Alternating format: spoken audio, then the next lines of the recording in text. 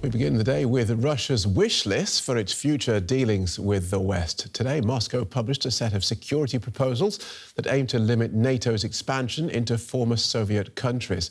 The documents were handed to the United States early this week. President Putin is demanding legally binding guarantees that NATO would give up any military activity in Eastern Europe and Ukraine. The line pursued by the United States and NATO over recent years to aggressively escalate the security situation is absolutely unacceptable and extremely dangerous. Washington and its NATO allies should immediately stop hostile actions against our country, including unscheduled war games, dangerous encounters, and manoeuvres of military ships and planes, and stop the military use of Ukrainian territory. Well, NATO's leadership and the White House have indicated that they are open to talks with Russia, but they insist that every country has the right to determine its own future without outside interference. And the alliance has rejected what it says amounts to a veto on its expansion. We have received Russia's recent proposals. We are clear that any dialogue with Russia would also need to address NATO's concerns about Russia's actions, be based on the core principles and documents of European security, and take place in consultation with NATO's European partners, such as Ukraine. Well, tensions between Russia and the West have soared over a recent build-up of Russian troops near Ukraine, triggering fears of an invasion. Moscow denies any plan to attack its neighbour, despite mounting evidence to the contrary. This is some of the latest video from Russia's border region. It was shot by a French television crew about 8 kilometres from Ukraine. According to the reporter, this normally functions as an occasional training area for the Russian army. But for weeks now, they've been massing troops and equipment, essentially turning it into a military base. So let's take a closer look at these Russian demands and NATO's responses with DW correspondent Terry Schultz. Welcome, Terry. Let's start with more about what Russia has been asking for.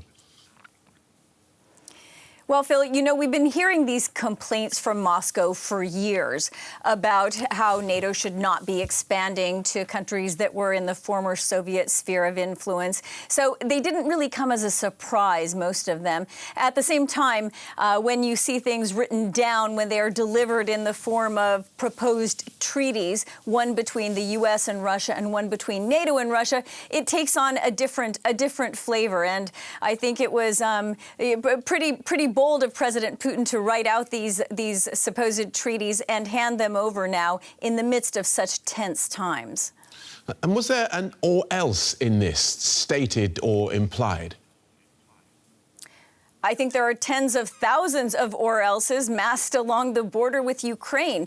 Russia, again, as I mentioned, it prepared these treaties for the first time, written down, spelled out in such detail, while it has possibly more than 100,000 soldiers massing along multiple points on the border with Ukraine.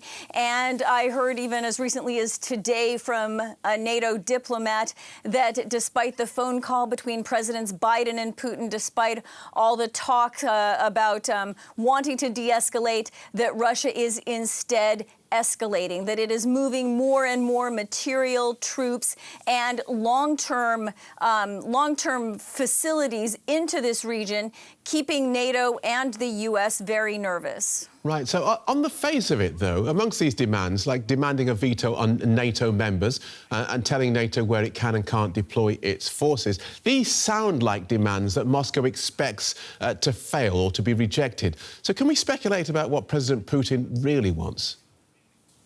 Well, some of them are not ones that Russia expects to fail. Some of them, of course, are. I mean, one of the most, I think, outrageous ones is that it says that NATO cannot deploy any sort of resources in countries that are NATO members, like the Baltic states, any country that joined after 1997, which they did.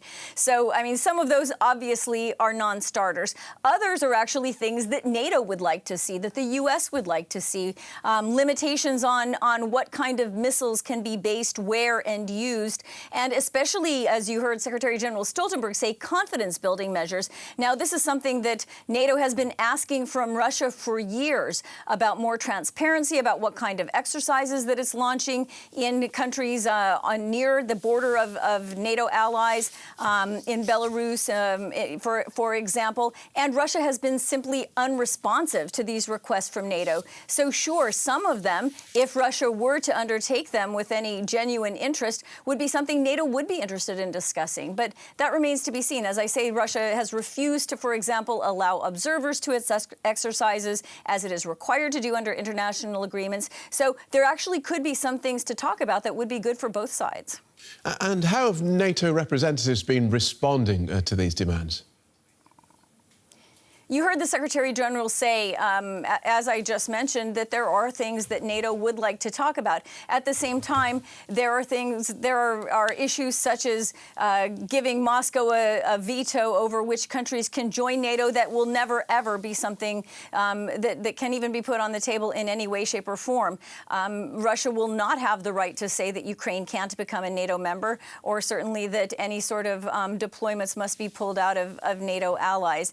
But written into these proposed treaties are also some measures that could be discussed, but I just reread them before we were coming on the air, and some of them even already exist. For example, that hotlines would be set up between NATO and Russia in case to avoid any sort of mistakes or incidents. That already exists, so some of these are kind of puzzling to me. Meanwhile, Russia, of course, is massing its own troops on its own territory, menacingly close to Ukraine, which isn't a NATO member.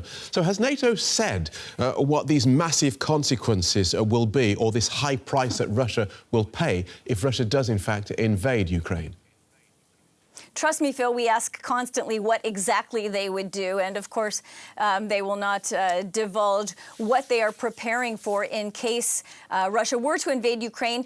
I mean, it is said constantly that because Ukraine is not a NATO member, there's no Article 5 guarantee for that country. It cannot call the NATO allies to defend it in case of further aggression, in case of an invasion by Russia. And Ukraine is very painfully aware of this. At the same time, if Russia were to step across the border to do more than it's already done in taking Crimea, Ukraine's Crimea region, the West could not fail to respond. That would simply be too great of an aggression against a partner country of NATO allies, of the United States. So I think that one important point is that, for example, last night the European Union and NATO put out statements talking about repercussions for Moscow.